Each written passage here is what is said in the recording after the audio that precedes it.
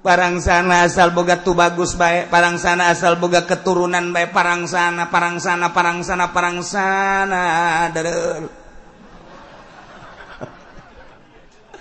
Atuh henteu asal horeng ngebogaan kriteria arahna ka mana ieu teh kesultanan teh di samping ngabogaan turunan teh kudu nu kumaha tercatat Syekh Maulana Hasanuddin.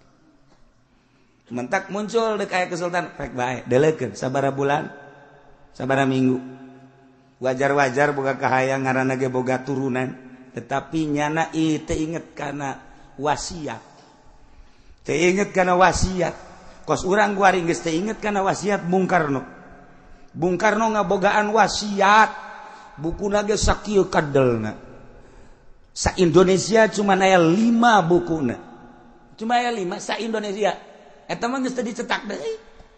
Ayana kuari kula nyaho ayana. Mun di Jakarta di saha, lamun di kitu Jawa Timur di saha, lamun kitu di mana ngaranna di Padang di saha. Nyaho.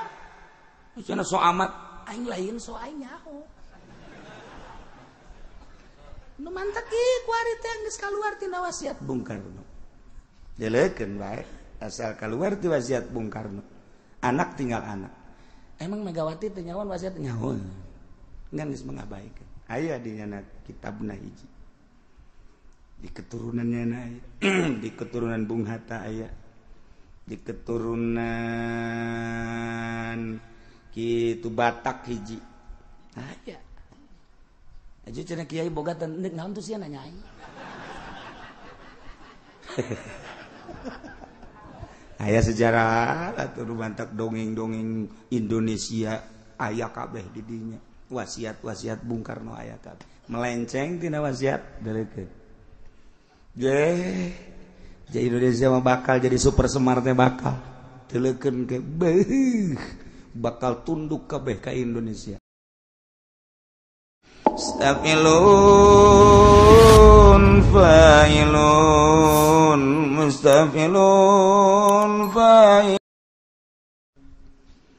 Bismillahirrahmanirrahim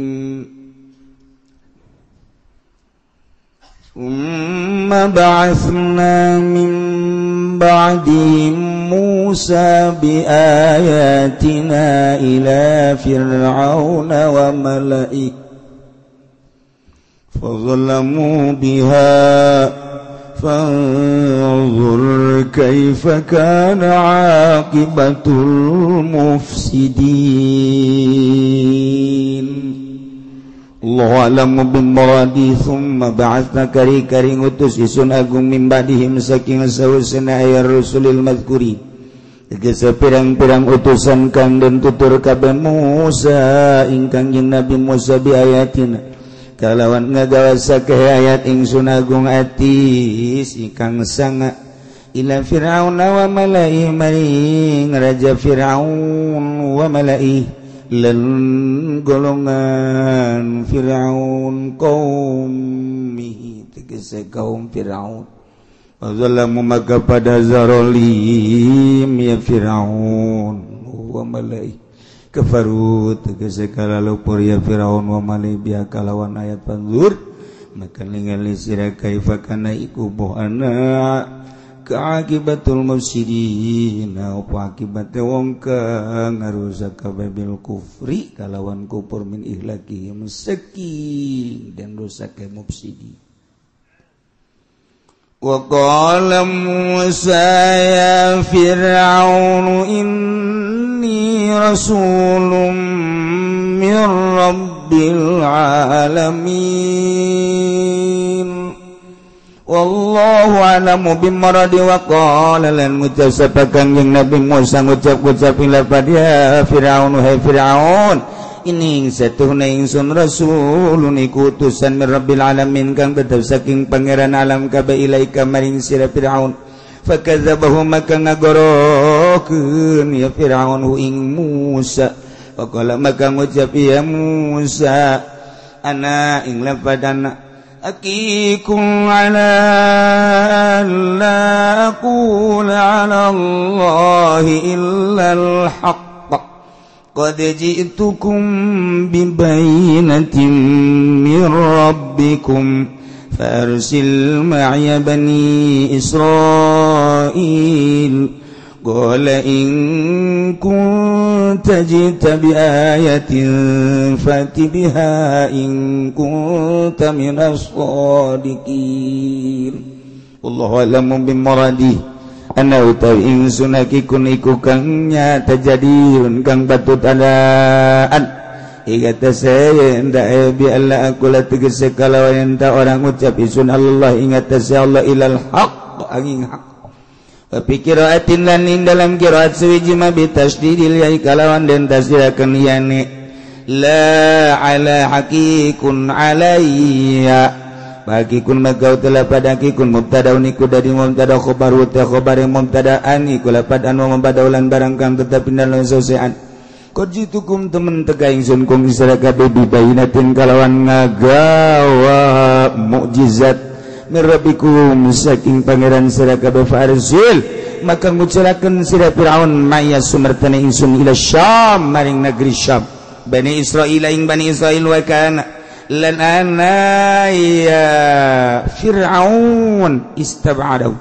iku an dadekaken abid atawa iku nindes ya Fir'aun hum ing Bani Israil gula ngucap ya Fir'aun gula ngucap sapa Fir'aun lahu kada Musa ing kunta jita ing lapad ing kunta lamun ana sira Musa jita iku tegas sira biayatin kalawan ngagawa ayat ala dawa ka ing atas ajakan sira fati biha makan kani sira Musa biha kalawan ayat in kunta minas shadiqin lamun ana sira Musa minas shadiqin iku kang bener kabeh fiha ing dalam ayat fa alqa 'asahu fa idza hiya thubanun mubin wallahu a'lamu bimuradi fa'al maka nibaakeun ya Musa asahu ing tetekan Musa fa idzan maka kaget ya utawi asa subhanum mubin iku ulah kang gede mubinun kang yatahiyatun azimatun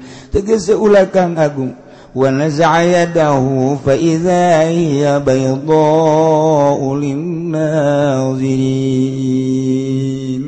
Allah alam bimuradi wa nazalan mocot ya Musa yadahu ing tangan Musa akhraja tegese metuakeun ya Musa ing yan min jaibihi saking jero bajune ya Musa atawa saking jero sakuna Musa paidan maka kaget ya utai ayat bayadho iku kang putih zatu syu'ain tegese kang anduane moncorong linazirina kade wong kang ningali kabeh khilaf ma kanat alaihi minal ummah layani barang kang ana ya iya iku tetep ing atase minal ummati saking warna kulit merah atau apa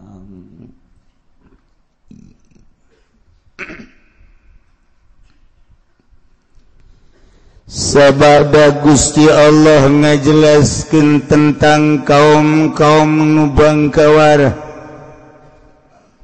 kemudian diutus rasul-rasul terhadap kaum mimiti Allah ngajelaskeun tentang kaum Kangjeng Nabi Nuh susul ku kaum Kangjeng Nabi Hud dilanjut ku kaum Kangjeng Nabi Saleh diteruskeun Kangjeng Nabi Lut jeung kaum Kangjeng Nabi Syuaib anu kaumna didakwahan ku rasul-rasul tersebut telurut ujung-ujungna disiksa ku Gusti Allah Subhanahu wa taala. Allah ngalanjutkeun kisah rasul anu sangat luar biasa nu geus teu asing deui dibuat dina Al-Qur'anul Karim diabadikeun supaya urang nyarah kabeh engke dijadikeun itibar urang ulah seperti kaum tersebut teu asing deui ialah Kangjeng Nabi Musa alaihi Masya Allah. Saat eta ayah hiji raja anu sangat biadab. Ngaranna raja tersebut Raja Qobus. Cek sakaol ngaranna Walid bin Mus'ib bin Rayyan. Mimitinyana seorang geng-gengan. Sok menta duit jago, menta duit gagah di pengkolan-pengkolan ojek. Lantaran lamun ayaan ngaharu-haru kanyana kunyana ditinju langsung. Jelema sarieun kabeh. Mulai pemerasan. Terkenal ngaranna Walid. Lantaran eueuh anu ngelehkeun naik nyana jadi geng pasar. Di pasar kunyana dipentaan duit anu mere aman nu teu mere sikat dikeluarkeun kunyana. Naiknya nanti pasar kecamatan naik ke kabupaten. Nyanalah jadi geng kabupaten. Dikuasai kunyana. Berbagai sektor-sektor piduitet. Geus mah pasar, di kota, parkir dan lain sebagainya. Tetap kudu kunyana nu nyekelna. Lamun aya nu ngalawan, tampilin kunyana, babaskeun paehan. Wih, Walid diberi kegagahan anu luar biasa. Naiknya ke metropolitan. Tantangan kunyana geng-geng kota. Mun kiwari mah Jakarta ditangtangan geng-gengna. Saha geng induk, ayo jeung aing. Saha geng Tanah Abang, ayo jeung aing. Saha geng Tamrin, ayo jeung aing. Saha geng Gajah Mada, ayo jeung aing. Tarung eueuh nu menang jeung nyana kabeh eleh. Das. Cek nyana hirup kagok atuh mending mehan raja. Kagok hirup kos kieu mah. Langsung kursana gagah jasa aja nama gagah jasa. Raja keur diuk dina kursi kerajaan. Asal aya nyana BKB kan sieun jo terkenal jasa gagahna. Blok ka istana. Wow, nu jaga istana cekel kunyana, tampilin bebaskeun. Awas ya, bae. Awas, aing baju ye, maju. Eta raja keur diuk di kursi kerajaan, dicekel huluna, tak diangkat, tampilin jager balang. Balangnya haju diuk. Ye raja.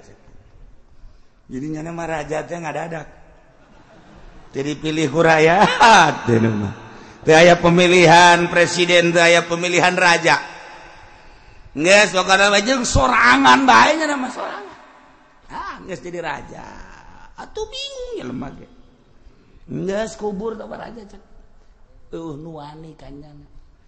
Terkenallah raja tersebut adalah Fir'aun.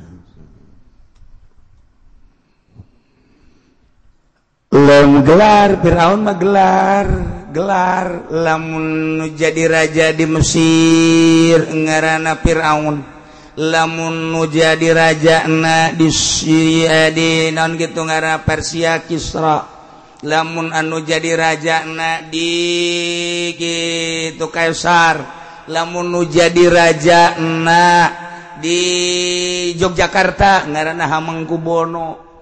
Eta gelar. Hamengkubuwono 1, 2, 3. Ieu ge Firaun 1, Firaun 2, Firaun 3, Firaun 4 terus. Lamun di Syam itu Namrud. Eta ge sarua raja Namrud ge. Eta ge dinasti Namrud. Namrud 1, Namrud 2, Namrud 3. Kaisar 1, Kaisar 2, Kaisar 3 dinasti. Kisra 1, Kisra 2, Kisra 3, Kisra dinasti Hamengkubuwono 1, Hamengkubuwono dinasti Kesultanan Banten geus eueuh. Kuari dek dihudangkeun deui dinasti Kesultanan Banten.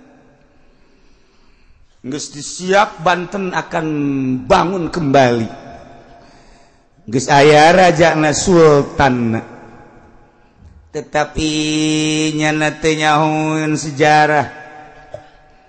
emang Syekh Maulana Hasanuddin teh nyatet persejarahan anak nuku kula didongengkeun jagur bae nu sakitu poharana lapangan Banten teh eta teh aya sejarahna kemudian pintu hek eta aya sejarahna tertulis bagi jelema anu aya keturunan kesultanan aya sejarah dek gahudangkeun kesultanan silahkan tetapi ngabogaan kriteria 10 emang kumaha gitu nu mantap ketika muncul kesultanan Banten teh nu nyaho hanya tertawa silakan baik ngan moal aya kekuatan selama teu boga kriteria 10 tertulis Syekh Maulana Hasanuddin di dinya emang kumaha gitu jeuh parangsana asal boga tu bagus bae parangsana asal boga keturunan bae parangsana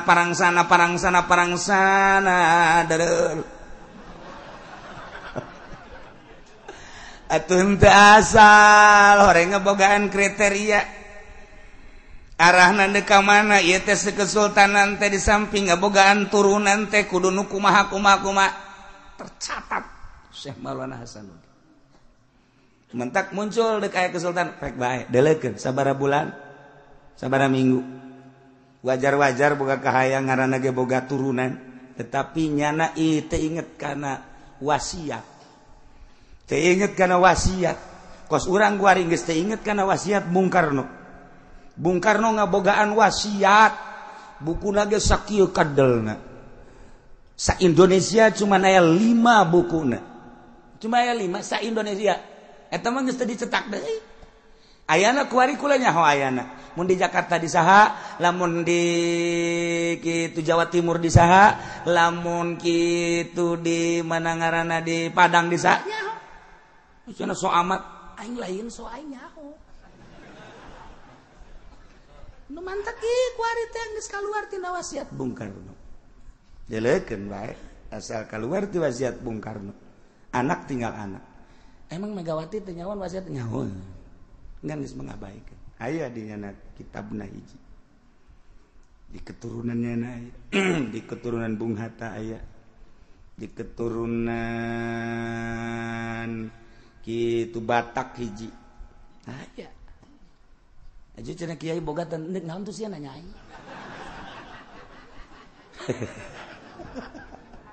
aya sejarah atuh rumantak dongeng-dongeng Indonesia aya kabeh di dinya wasiat Bung Karno aya kabeh melenceng tina wasiat deulekeun jadi Indonesia mah bakal jadi super semar teh bakal deulekeun ke bakal tunduk kabeh ka Indonesia lain lalaga kuari bae geus jadi percontohan dunia Indonesia kuari geus jadi percontohan dunia Inggris geus bertanya geus puguh Amerika sanajan nyana menjajah urang secara ekonomi jeung politik tapi dalam hatina bertanya-tanya geus sabaraha kali deuk dihancurkeun Indonesia deuk sabaraha kali diributkeun diadukeun organisasi geus sabaraha kali kiai jeung kiai diadukeun geus sabaraha kali Amerika teh lain lalagaan supaya diurang kacau tapi teu kacau bae aya naon di Indonesia ye perang sana aya keneh aki-aki anu sok nyana datang ka istana menjelma secara tiba-tiba keneh aki-aki kadang-kadang menjelma secara tiba-tiba di kitu keraton Cipanas istana Cipanas kadang-kadang nyana di DPR nu mantap di DPR kanyararahoan bae ge nanaon ge eta geus dirahasia-rahasiakeun ge tetep bae kanyahoan muncul siapa sih kakek-kakek itu ya sebetulnya siapa sih kadang-kadang nyana ka dieu gitu ka dieu cenah dek bisa aya aki-aki di dieu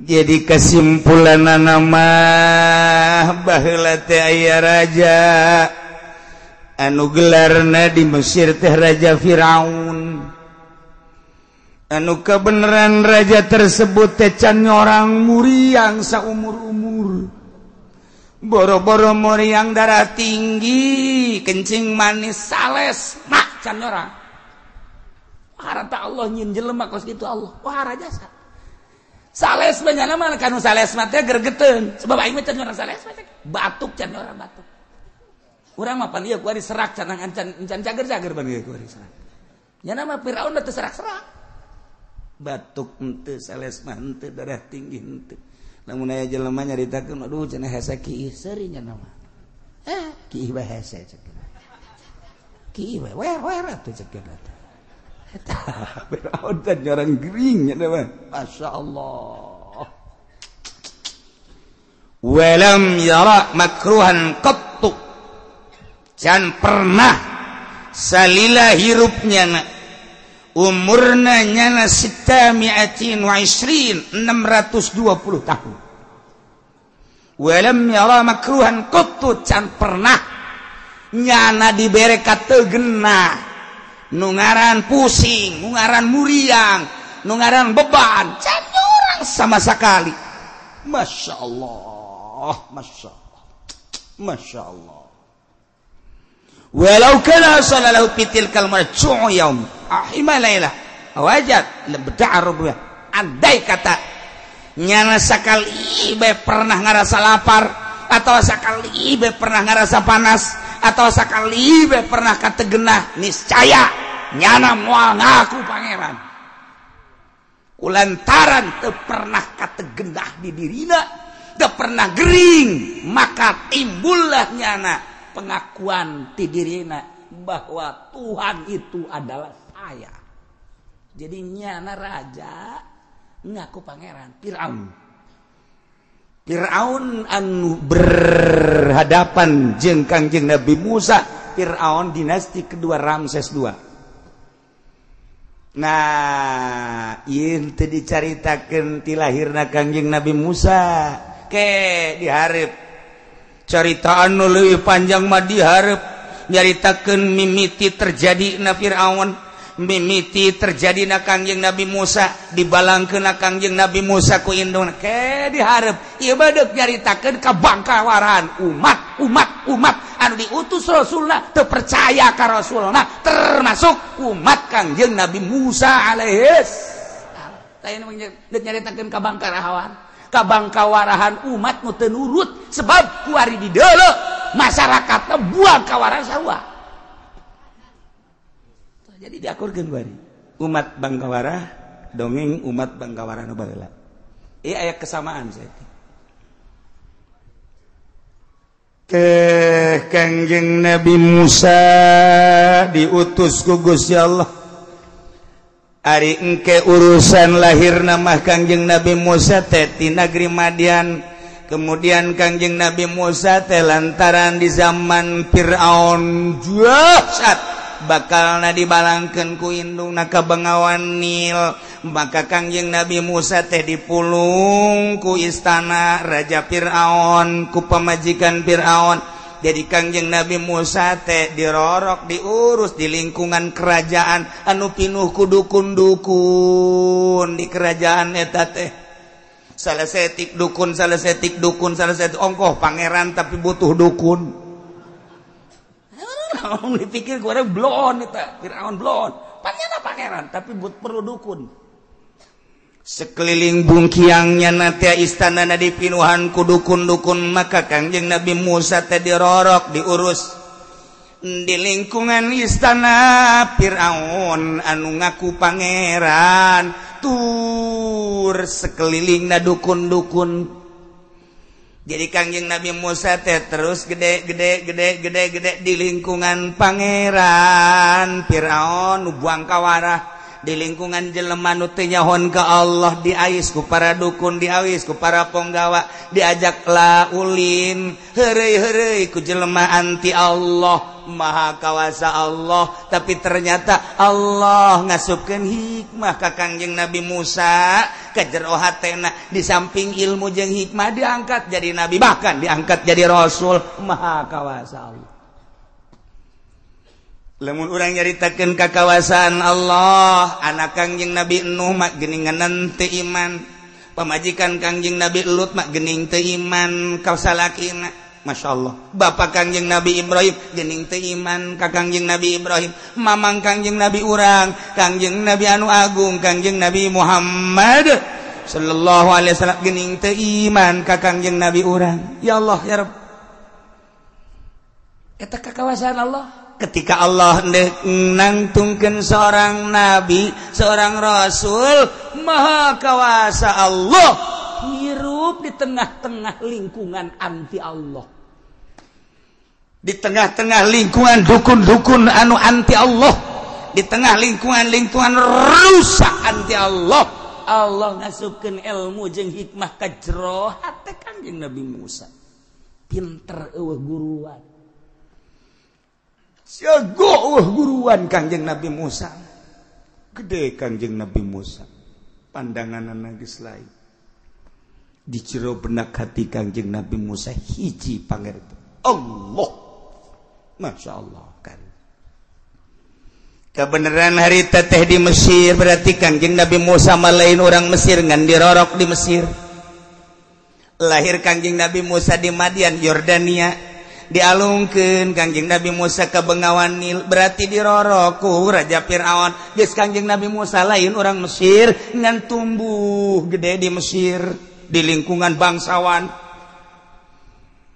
Tidinya Kangjeng Nabi Musa teh kaistimewaanna hiji boga kanyaho tanpa guru, nomor kedua boga kaulinan tanpa guru. Urang mah kuari boga besi mun ditanyakeun aya guruna di Jakarta. Urang kuari lamun boga ditanyakeun aya pencaci karet, ieu ge aya guruna di Bandung. Lamun urang nyaritakeun ieu penca naon ieu? Ieu penca kalong naon? Kalong hiber. Di mana ieu? Di guru di Bandung kana mah. Maksudna kalong hiber kumaha? Lamun digesentak gegeran lompat. Lamun digetak gegeran lompat disebut permainan kalong hiber. Tah ieu. Aya deui Bogor, Cimande. Jelema belajar Cimande aya guruan berarti. Mentak ulah coba-coba sia. Aing ulah coba-coba. Emang naon? Aing kebal di Bogor. Kebal naon? Dagang salak aing di Bogor. Atuh teh hebat. Tapi Kangjeng Nabi Musa Masya Allah dibuktikan ku Gusti Allah.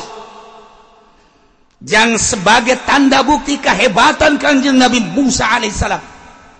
Di samping nyaho karena urusan isu pageto minggu hareup dan lain sebagainya, Kangjeng Nabi Musa diberi ilmu kos itu teh lantaran tandinganana dukun. Disesuaikan jeung Gusti Allah. Lamun Kangjeng Nabi urang diberi Al-Qur'anul Karim tandinganana ahli syair, ahli nembang, ahli nyanyi. Wah, urang Arab lamun geus berpuisi Masya Allah pohara jasa. Orang Arab lamun keur berpuisi mantap inna minasyiri la sihra inna minal kalam la sihra. Eta bahasa Kangjeng Nabi. Sihir kalam bahasa akan menyihir manusia. Sihir akan menyihir manusia. Sabaraha jelema anu kuari urang mun ngadengekeun Oma Irama terlena. Ya Allah. Jelema aya nu kabungbulengan ku lagu Oma Irama. Baheula meme Oma Irama aya nu hebat deui Mas Habi, aya deui baheula Mus Mulyadi. Ede baheula teh Mansur es malodar teh encan teh si jelema. Eta kan jago-jago sihir teh. Kebelah dieuna aya Elpi Sukayasi, kebelah dieuna aya Rita, kebelah dieuna aya Epi Tamala, kebelah dieuna aya saha coba aing teh nyaho. Sia nu nyaho. Tuh. Inul cek nya tuh. Emang geus kolot-kolot geblon teh mah jelema. Pesir orang terlena kan beuh lamun urang ngadengekeun syair lah ieu mah syair Oma Irama jago jasa lain lalagan diakui di Indonesia dunia mengakui. India mengakui terhadap syair Oma Irama, Amerika mengakui terhadap syair Oma Irama. Diakuilah kehebatan syair Oma Irama ketika begadang. Emang di Amerika teu mere hadiah ke Oma Irama, mere hadiah. Ketika lagu begadang, Masya Allah, Amerika mere hadiah ke Amerika. Hebat Eka Oma Irama, hebat jasa. Begadang jangan begadang, itu hebat. Ieu bekerja itu syair, nah syair. Kebelah dia, nah wahara. Mantapnya siap jadi bintang film, siap berperan dan lain sebagainya. Itu aja saya pujian nih sekelilingnya, terutama India memuji terhadap syair-syairna, maksudnya terhadap syair-syairna. Walaupun musik nama waktu eta masih dikecilkan oleh Amerika, oleh India, sebab dianggapnya dangdut itu tidak masuk ke India terasup, ke rock terasup, ke country terasup. Lain banyak apa gitu teh. Jadi mari mah syair diakui tapi musik tidak diakui. Itu siapa pentingnya? Nyaona tutiti bae. Kaji teh ilmiahna. Ulah sekedar nyaona ilmiah aya kemunduran mentak tidinya lah nyana belajar melodi. Tidinya belajar melodi gara-gara Amerika nyarita itu musik dangdut Rhoma Irama tidak masuk. Ke India tasub, ke Barat tasub, ke keroncong tasub, country tasub, nguliknya na, mulailah nyana ngadengungkeun melodi, lain lalagaan. Ketika melodi Rhoma Irama didengungkeun, dipetik, kadenge ku batur, weh, ini menyerupai The Purple. Isa kadar dongeng sih masih seriana heran aing mah keur dongeng Rhoma Irama. Ini menyerupai musik The Purple. Waduh. Wah luar biasa. Nah kabladiana diakui dunia, kunjunganlah nyana ke Jepang, kunjunganlah nyana ke Amerika, ke Inggris, ke India, diakui. Maka Rhoma Irama bogalah gelar Raja Dangdut. Jadi kudu aya asbabburudna. Sia jauh raja bete jauh naon. Payah. Nah, ieu cerita di zaman Kangjeng Nabi nu mantak diturunkeun Al-Qur'anul Karim mukjizat lantaran orang Arab jago luar biasa, puisina sangat puitis. Bahasana sangat rapih terurai sehingga di Mekah aya pasar ukadho. Jangan naon eta musabaqah tentang syair, tentang bahasa-bahasa. Datang ka kuari bahasa orang Indonesia. Bahasa umat Kangjeng Nabi Muhammad ciaragona luar biasa, jago bahasa. Engke urang cerita Kangjeng Nabi engke. Nu kolot mah wallahu alam nyaho kabur nyonte. Ieu mah carita Kangjeng Nabi Musa alaihis salam lantaran saat eta musuhna Firaun gagah, Kangjeng Nabi Musa digagahkeun. Lantaran saat eta musuhna ieu dukun-dukun, Kangjeng Nabi Musa dibere ilmu sakti mantraguna. Dibuktikan heula kumaha lantaran baheula teh di Mesir umat Kangjeng Nabi Yusuf. Di saat Kangjeng Nabi Yusuf jadi raja di Mesir, orang-orang Bani Israel teh ngadeukeutan ka Kangjeng Nabi Yusuf. Sebab di Palestina, di Israel, di Syria, di mana-mana teh paila. Maka saat eta masyarakat urban digerakkan ku Gusti Allah ka Mesir. Sebab Kangjeng Nabi Yusuf teh di samping ganteng-ganteng kasep anu luar biasa, barahan luar biasa. Kangjeng Nabi Yusuf mah kasep aya di nyana pinter, aya di manehana nabi, aya di manehana rasul, aya di manehana kaya raya, aya di manehana barahan deui beuh. Lamun urang boga pamimpin kos kitu enggas, teu kudu aya pemilihan presiden, jadi presiden saumur hidup. Atuh pan ieu mah kasep aya pelit berepet dur-dur pet. Aya deui nyana teh henteu pelit ngan bereun susah. Non bereun anak. Tah, mantap gula mah inget bae ieu. Inget keur carita jelema aya baheula nu pelit jasa. Ieu mah dongeng saeutik bae ieu. Aya jelema pelit jasa ieu mah ieu. Ieu mah di Baghdad tapi. Ku pelit-pelitna boro-boro hartana, dosana mun dipentat teu dimikeun. Eta kan pelit jasa berarti kan. Geus panjang dongeng nama ieu mah kacaritakeun manehana teh nyate di imahna. Saenggeusna nyate kemudian kapan eta haseup sate teh ambalaya keluar bereng-berengan.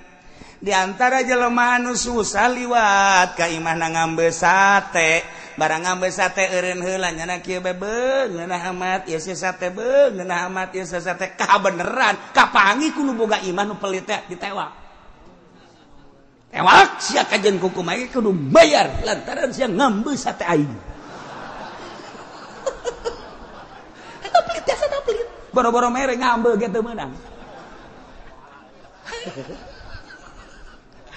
Akhirnya jadi dilaporkeun kanu berwajib nyana geus gideng bae kasus naon sebenarnya diusulkeun kasus ngambe sate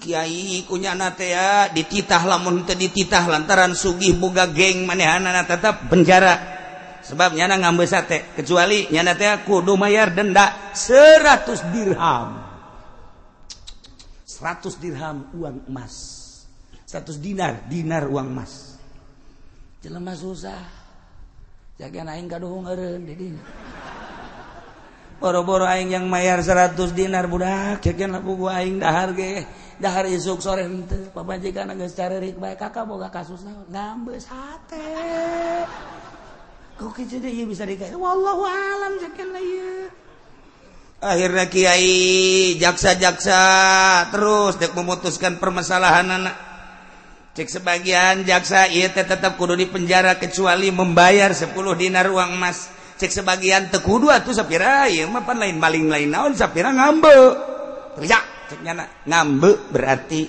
sebab sate kula nyana bisa ngambe tanya ka nyana sia ngambe tante ngambe ngeunah teu waktu ngambe ngeunah cek nyana maksudna ngeunah seungit heueuh kan lamun teu aya sate aing mah sia moal ngambe sate bener denda 100 dinar wabeh jelema rame gara-gara ngambe ieu kudu mayar 100 dinar ku pelit-pelit dasa jelema aya kiai geus ceramah bae ulah lewat imah dinya bisi ngambe cek nyana ieu ditangkep didenda ka jeung liwat ka dinya ka imahna liwat tah lamun liwat ka imah nyana haju nincek imah nyana denda neuleuh pager didenda neuleuh pager sia neuleuh pager aing bagus kan denda pahara tuh jelema pelit asa tah jadi lamun kadinya teu menang deuleuh kudu kieu bae tah ama satpam mangani lamun teu kieu satpam tangkap denda ieu mah nu dipermasalahkeun teh ieu jelema ieu kan hukum di Baghdad makan ahli hukum ketika adu tarik antara jaksa jeung ulama cek jaksa tetep bae ieu teh kudu ditangkap kecuali kudu dipenjara kecuali nya mayar sakahayang nu boga imah 100 dinar siapa boga 100 dinar henteu ieu mah pasang badan cek pamajikanna ceurik minta tulung ka kiai eleh kabeh ku jaksa kiai eleh kabeh ku jaksa kiai eleh jaksana jago jasa karena nyana menikmati cek jaksa karena nyana irungna menikmati ambe sate berarti maling ambe denda 100 dinar kalau tidak bayar penjara wow kabeh geus areleh kiai eleh tinggal hiji deui Abu Nawas pamajikanna jeung anakna kiai kula boga kunaon salaki dek di penjara kasus naon cek Abu Nawas kasus ngambe sate seri Abu Nawas nah ini makanan gua cek kalau kasus begini udah sini serahin dah cek Abu Nawas aing kasus-kasus biasa mah teresep cek ya kasus ieu bagian lain cek Abu Nawas di mana ku ari di sidang can anggeus kiai kumaha kiai eleh kabeh ku jaksa nah sia mantap cek Abu Nawas ieu tandingan aing cek ya guys tenang datang Abu Nawas adanya baik make salana komprang sebelah lain udang gua ada jasa Abu Nawas oh make sorban itu bisa ditanya ku sasaha jangan ada melihat tidak boleh melihat saya sebab kalau jaksa melihat saya ntar saya kenakan denda jaksa geus tunggul bae kieu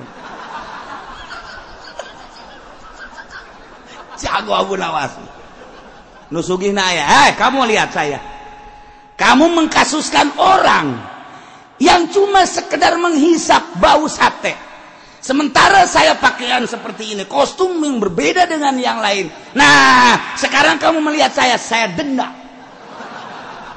oh geus kacau geus di kejaksaan ieu masih didenda ieu mah sana Abu Nawas dilawan eta tetapi bukan itu cek Abu Nawas urusan memandang kula guys kula mah barahan masalah sadaekna neula aing cek ieu sadaekna geus kumaha geus sia neuk menilai aing kumaha geus sadaekna aing mah barahan kumaha geus sabodo teu aing mah teu kumaha ambeun kelek aing barah teu kudu didenda aing nah mari kita kembali ke kasus jaksa jangan tunduk saja tanglah jaksa siunun ke Bunawas jaksa siunun udah asa wali atuh Bunawas mah gitu Bunawas eta wali berharis banyana jadi lelecehan sodah di lembur ku budak leutik sebab wali Allah mah embung hehebatan embung memulyaan embung lamun di ngariung teh al mukarram Kiai Haji Fudhali embung gitu-gitu al alim al allama Kiai Haji Supendi hayang di Mang Abu Nawas dan nama lamun dibuya-buya teh nya membung ulah sok dibuya-buya mamang bae cek nya iring-iringan yang budak leutik bae nya mah disebut Abu Nawas padahal wali. Nah kembali ke kasus begitu kembali ke coba jelaskan naon terjadi cak anu sugih teh ya ieu jelema liwat ka imah kula sementara kula keur nyate haju eta sate teh bereng-berengan angina ambeuna nyana lain hayu bae liwat endahan cicing ngambean ambe sate kula berarti kan nyana maling ambe sate nah ieu mah kieu bae lamun manehanana bisa ngaluarkeun dendaan 100 dinar selamat lamun teu penjara eta permasalahan lamun nyana liwat bae mah teu eureun masalah berarti kan eureun meni mati bagus. Cek Abu Nawas kumaha jaksa betul hukum yang terjadi seperti itu sebab itu adalah termasuk gosok boy hebat atuh ya oke guys ditanya ya nu bersangkutan boga sia 100 dinar tentu mama ya kana boro-boro 100 dinar kula mah isuk dahar sore henteu tenang aya di mama anu bakal mangmayarkeun 100 keluar hitung jaksa dihitung jaksa 1 2 3 4 5 bener ya udah 100 dinar ada kan dia kan ya kasus ieu supaya tegas selesaikan kuari keneh kaula dek bayar mang mayarkeun si miskin didenda-dendaan 100 dinar kula nu mang mayarkeun diuk nu sugih di dinya jaksa saksian ya duit 100 dinar dek dibayar dendaan kanu sugih nu pelit teh maka cara membayarna duit tersebut dek dialungkeun ka luhur breng geus beres dikumpulkeun deui kadenge eta duit kadenge nah eta lah bayaran maneh lantaran ieu ge teu ngadahar ngan ngambe doang nah didenda 100 dinar duit 100 dinar dibalangkeun ka luhur kadenge kan eta lah bayaranana selesai permasalahan eta jaksa gide bener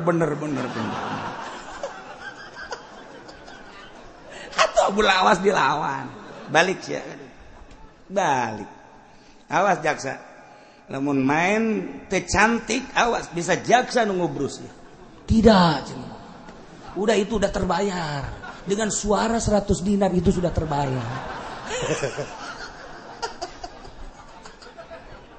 yes bagus tinggal nu sugih bae bener oge sakenanya nyana ngambean aing ngadeng geus beres aing dongeng Firaun teh jadi ya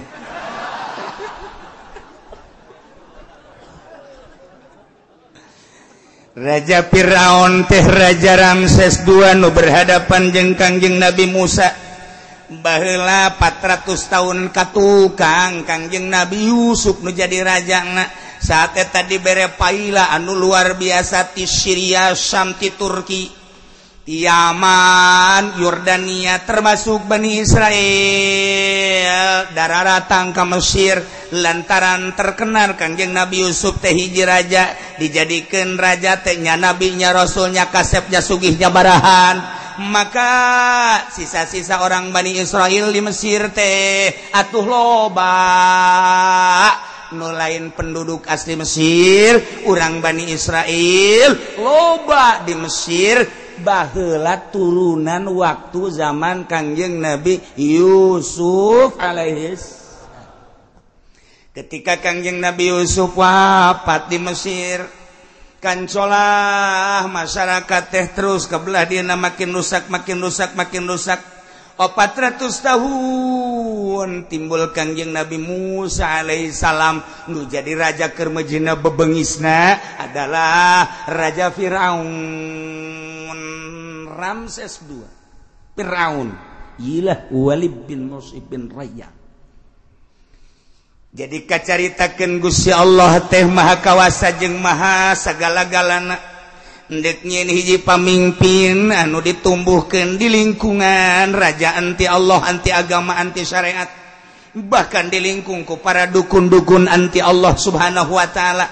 Tapi Gusti Allah mere ilmu jeung hikmah ka jero hate Kangjeng Nabi Musa alaihi salam tumbuh gagah Kangjeng Nabi Musa. Boga ilmu tanpa guru, boga kagagahan tanpa guru, weh jagona luar biasa. Terbukti, buktikeun heula Kangjeng Nabi Musa kagagahanana kumaha. Satu ketika urang Bani Israel nu aya di Mesir dihina ku kaum Kipti. Asli urang Mesir Kiptiyah Kipti. Sedengkeun ieu mah urang Bani Israel dihina saat eta Fir'aun teh istakhdamahum ngajadikeun budak. Penindasan terhadap rakyat anu sangat mencolok.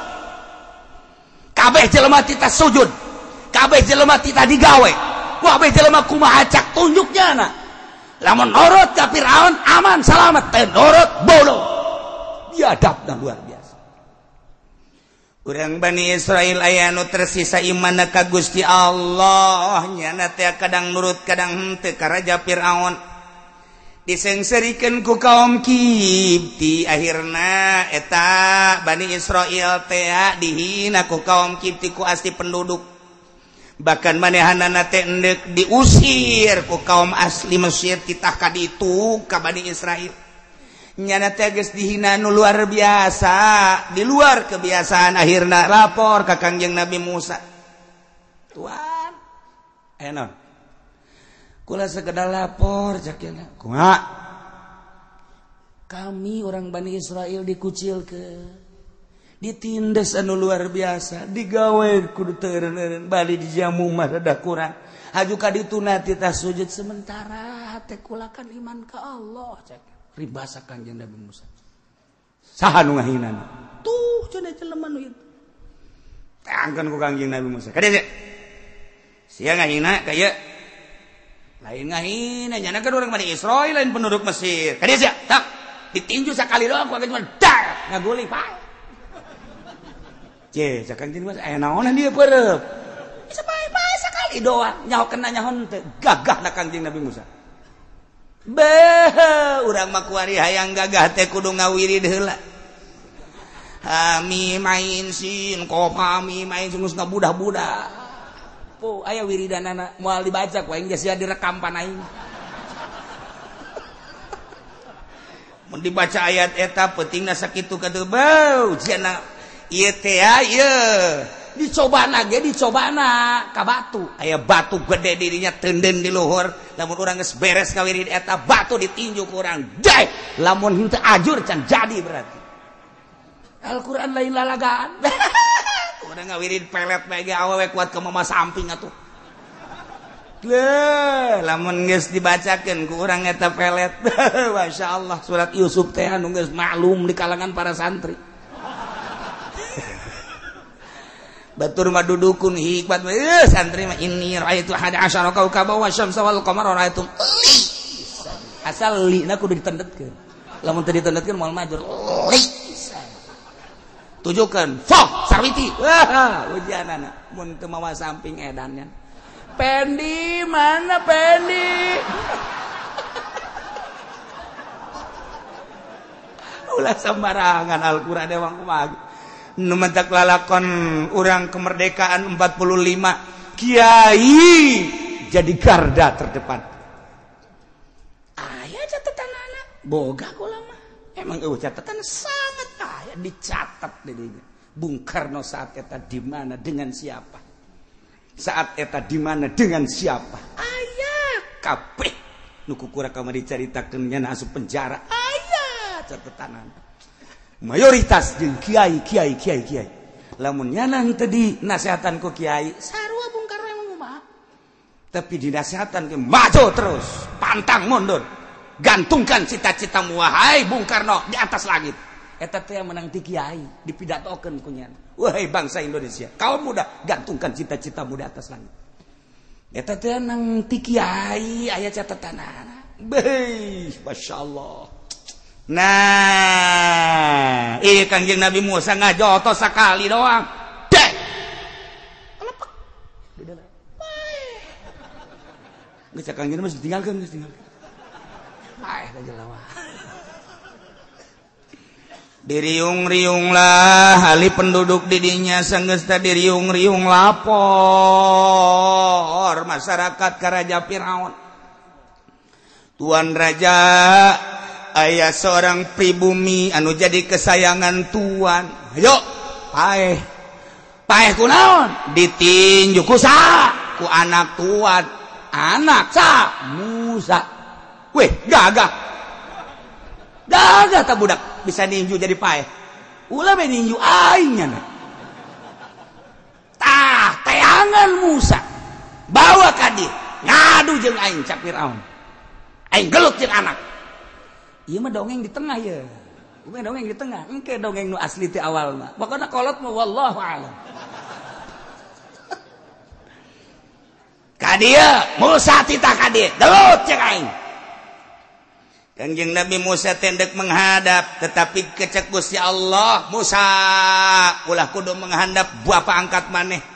Indit maneh ku ari ti Mesir ka Madian. Berangkat. Munajat Kangjeng Nabi Musa. Ya Allah, ya Rabb. Ai abdi kudu indit mah abdi. Padahal abdi teu hayang indit ti Mesir. Sebab abdi boga tugas dek nyelesaikeun Raja Firaun. Can wayah cek Gusti Allah. Indit. Berangkat Kangjeng Nabi Musa ka Madian. Mesir, Yordan. Mesir, Palestina, Bani Israel. Deket. Nu mentak kula kamari dahar di Aqaba, pantai Aqaba. Ningali ti Aqaba ka ditu Yordan, ka dieu Mesir, ka dieu Palestina, Israel. Lampuna 3 negara ka deuleu kabeh.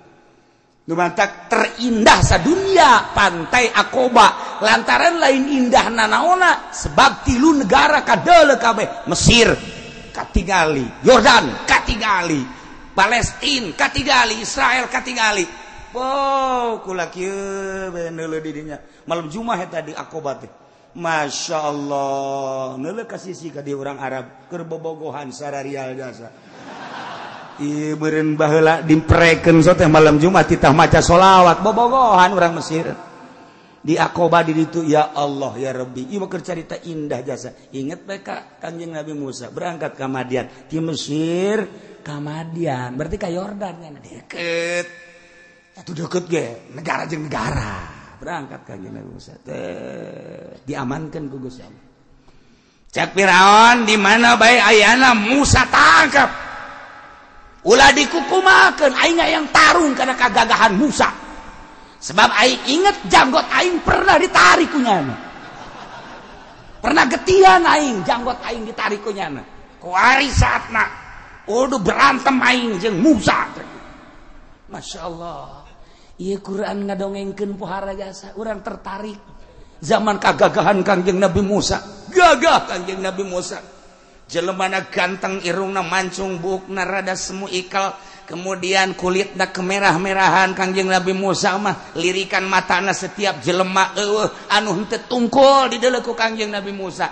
Selantaran ilmu aya di nyana, harisma aya di nyana, gagah aya di nyana. Jelema kabeh lamun dilirik ku nyana, tungkul ku Kangjeng Nabi Musa. Babarang urang kapanggih jeung Musa pasar Kemis henteu. Musa eta malah. Dah ieu Kangjeng Nabi Musa. Berangkat Kangjeng Nabi Musa ke Yordan. Kemudian Masya Allah menyeritakan Yordan eta Kangjeng Nabi Syuaib alaihi salam eta maot di Madian eta teh nu bakal jadi mitoha Kangjeng Nabi Musa alaihi salam. Cek Gusti Allah, hai Musa berangkat maneh ka Madian tanpa mawana naon ulah aya anu dipake kadeudeuk jeung kanya anu aya di istana kan keluar Kangjeng Nabi Musa saat eta di istana baju segala rupa-rupa pan di istana berangkat kuari keneh saya aya berberangkat cek Firaun tangan Musa pokona hirup-hirup bawa ka dia tarung jeung aing Allah maha kawasa ti leuletikna ge diamankeun di dinya atuh komo kuari geus gede bisa lulumpatan berangkat Kangjeng Nabi Musa ka Madian ieu teh dek nyaritakeun mala kadar tentang kabangkawarahan umat Kangjeng Nabi Musa nu mentak cek Gusti Allah summa ba'atsna min ba'dihim satuluina kaulan wa agung utus sabada para rasul-rasul nu tadi dicaritakeun hiji Kangjeng Nabi Nuh dua Kangjeng Nabi Hud tilu Kangjeng Nabi Saleh opat Kangjeng Nabi Lut lima Kangjeng Nabi Syuaib kawarah umat teh narut disiksa kuari sabada rasul-rasul nu eta teh kaula ngutus Musa ka Kangjeng Nabi Musa alaihi Kangjeng Nabi Musa diutus ku Gusti Allah teh jadi nabi jadi rasul teh lain tangan kosong bi ayatina mawa ayat 9 ayat mukjizat Kangjeng Nabi Musa 9 nu bakal dicaritakeun ke pokoknya minggu-minggu iya ulah ngabesan rugi bakal nyaritakeun tentang mukjizat Kangjeng Nabi Musa hiji asa pungkat dua leungeun anu naon kitu ngaranna mencang nomor katiluna sidudal mujaddabah nomor kaopat dam nomor kalima tufan nomor kagenep jarod nomor katujuh kumal nomor kadelapan tipta bangkong nomor kesembilan tamsu ieu nu bakal dicaritakeun runtuyan ayeuna mukjizat Kangjeng Nabi Musa anu bakal ditembongkeun ka umatna coba umatna percaya henteu bari nembongkeun mukjizat Kangjeng Nabi Musa percaya apa henteu si umatna masyaallah Kangjeng Nabi Musa teh diberi ayat ku Gusti Allah 9 titah ngadatangan ila fir'auna wa mala'i ka raja Firaun anu bangkawarahan anu saat eta nyana biadabna luar biasa ka jelema teh ngajadikeun hadam ngajadikeun budak nindes sadaek-daek sebab dirina geus mengakui jadi presiden lain sakadar presiden lain sakadar jadi raja pangeran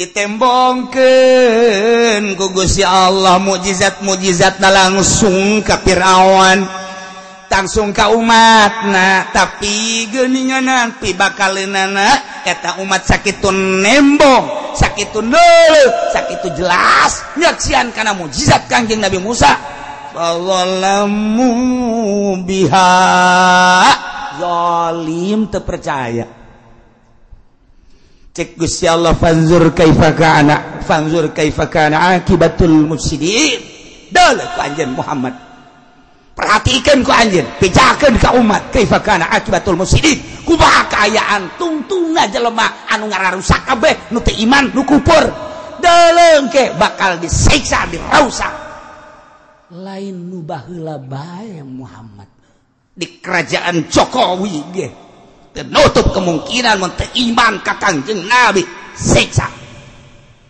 nu mantak Inggris di Jakarta mah keur mah pamimpinna lain Islam haju jelemana teu daek salaladar tinggal nungguan digilek-gilek wae ku Gusti Allah atau di banjiran sebab di Jakarta keur mah pamimpinna lain anu iman ka Allah mur ka Allah aya di nyana ngomong sadaek-daek kemudian masyarakatna jara rudi baik bahkan korupsi mararabok sebab ku gubernurna dilegalkeun mabok dilegalkeun judi dilegalkeun zina dilegalkeun tinggal tunggu bae siksa Allah ngan urang kan karunya aya jelema anu sok ibadah keneh ka Gusti Allah aya budak leutik nu teu berdosa aya jelema nu dicandung nu sadar aya nini-nini geus mungkin jelema-jelema eta lah anu munajat ka Allah hatena sugan eta bae nu diijabah budak letik nu teu berdosa atawa yatim piatu nu teu berdosa atawa jelema anu sadar dicandung pun mau-mau ka dicandung sih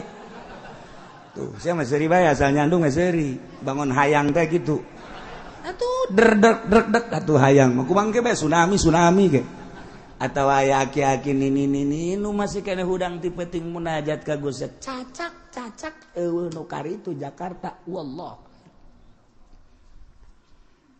hadena aing maleun Jakarta cenah Tangerang sarua bego kampung Jakarta be pugu di Tangerang ge aing ge ngadenge persinahan di mana-mana pemabokan di mana-mana di zaman kamari ieu mah di kota zaman WH mah rada alhamdulillah hartina alhamdulillah teh lain alhamdulillah kumaha rada deres bae nyana nyiptakeun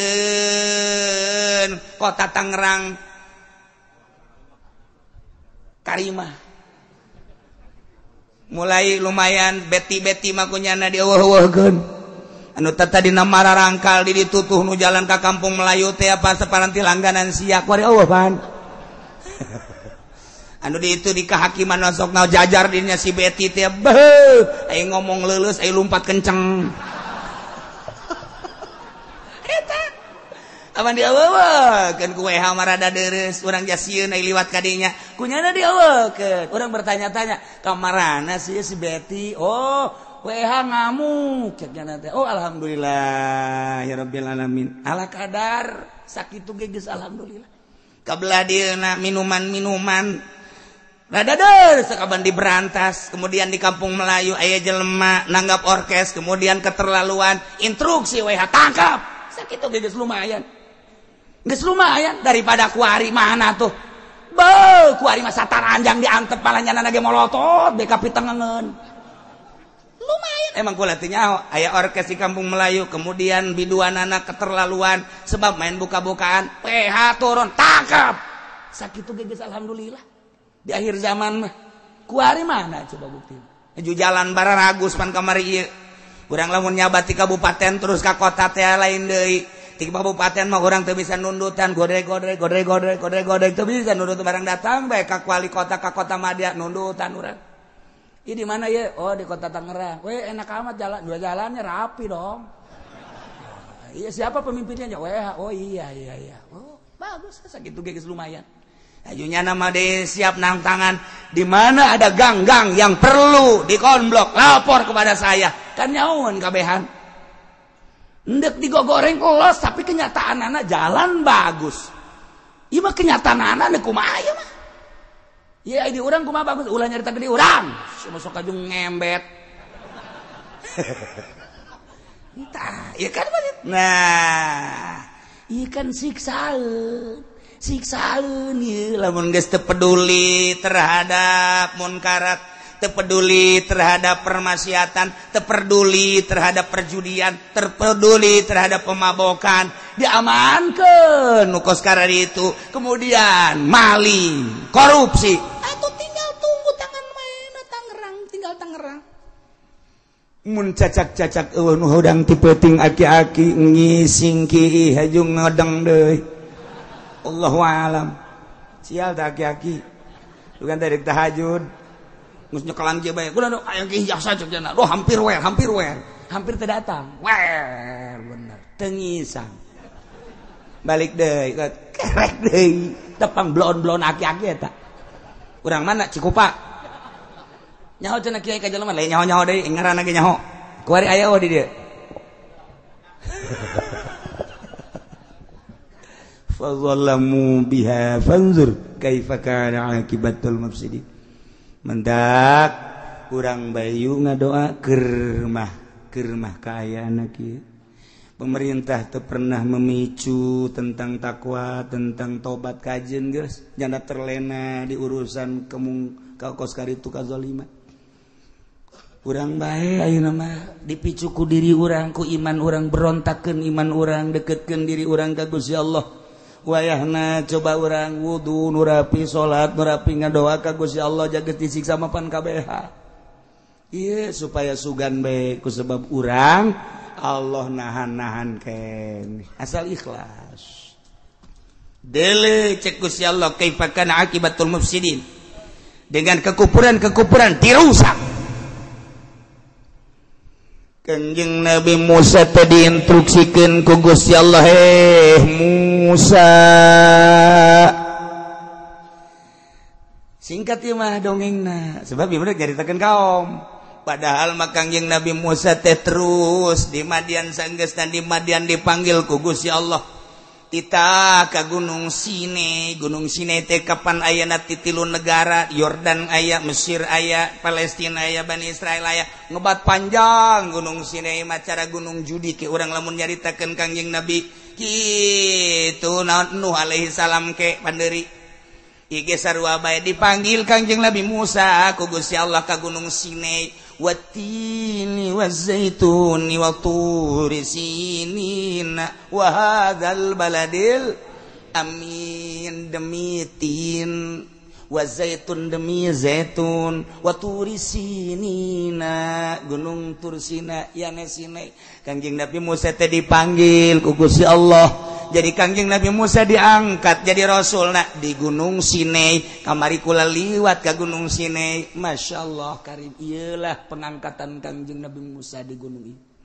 Sakumaha pengangkatan Kanjeng Nabi orang diangkat jadi rasul nak di Guha Hiro Jabal Nur. Masya Allah. Ketika orang ke Mekah kula naik ke luhur.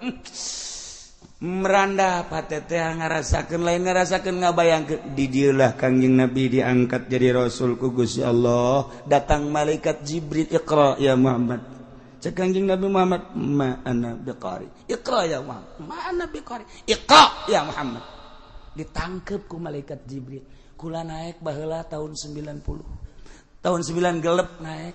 Masya Allah karim. Ieu gunung Jibril turun. Kabayang ku ari ge asal ningali Jabal Nur, kabayang ningali Jabal Sur, kumaha naik panas baheula teh keur 49 derajat. Tapi teu karasa panas lantaran hayang nyaho jasa ieu sangat bersejarah. Naik kula mah ka luhur. Pamajikan kula naik sarua. Pamajikan kula ngora kene, diajak ku kula naik. Naik nyana teh bagah jasa. Nyana mah resep ka kula resep ka Allah. Sia masuk macam-macam. Jadi jauh di luar ya karim panas mawa es ja panas mawa minuman kaluhur teh digamlok lain lalagan panas tapi iraha deui cakula boa datang di bohan teh ieu sangat bersejarah mantap kuari nyaritakeun Jabal Nur blak nyaritakeun Jabal Sur blak ketika Kanjeng Nabi Musa alaihissalam diangkat ke rasulanana di Gunung Sinai lewat kemari kadinya ya Allah ya Rabb nah iyalah sanggeus Kanjeng Nabi Musa dibere mukjizat lain titah cicing. Horeng Kanjeng Nabi Musa dibahanan ku Gusti Allah teh tita menghadap Raja Firaun nu ngaku-ngaku pangeran. Sakumaha para rasul dibere mukjizat titah dakwah atuh kiai ge dibere ilmu teh titah dakwah lain titah meuliean mobil. Ieu mah dakwah unggal peuting malah mah lain sapanggung sapeuting negaya 3 panggungna. Datang ke kolot dakwah teh horenganan teu maksud dakwah hayang ngaberesan dapur hayang meuli imah ban setip ambalaya di dapur loba jasa dibere ilmu teh titah dakwah bersihan teh memeh batur teh urang heula nyaritakeun tahajud ka batur urang tahajud heula nyaritakeun zikir ka batur urang zikir heula nyaritakeun sholawat ka batur urang maca sholawat heula nyaritakeun salat duha ka batur urang duha heula nyaritakeun sedekah ka batur urang sedekah heula nyaritakeun ikhlas ka batur urang heula bisakeun ikhlas kakarak tidinya dakwah la as'alukum alaihi ajra. Nah Kanjeng Nabi Musa khususna umumna para rasul dibere mukjizat lain tita cicing dakwah. Ulama diberi ilmu, amil aya di nyana, jurmiyah aya di nyana, sorof aya di nyana, nahwa dan lain sebagainya, fikih, tauhid aya di lain titah cicing, titah dakwah. Teu kudu diondang dakwah teh kudu nama. Urang lewat ke pasar Kemis, aya jelema teu make jilbab, urang di dinya langsung masang sapeker. Alhamdulillah wassalatu wassalamu ala Rasulillah. Saudara-saudara yang hadir di pasar mohon supaya menghadap ke sini. Terutama kaum-kaum hawa para mbak-mbak saya lihat di sini tidak pakai kerudung. Ini haram. Ya, kalau tidak punya kerudung datanglah ke tempat saya. Saya akan menyediakan kerudung. tetapi terbatas kerudungnya hanya ada 20 untuk yang berumur 20 ke bawah. Itu kan dakwah. Oh iya, siap Pak Kiai Pudoli, saya ke sana.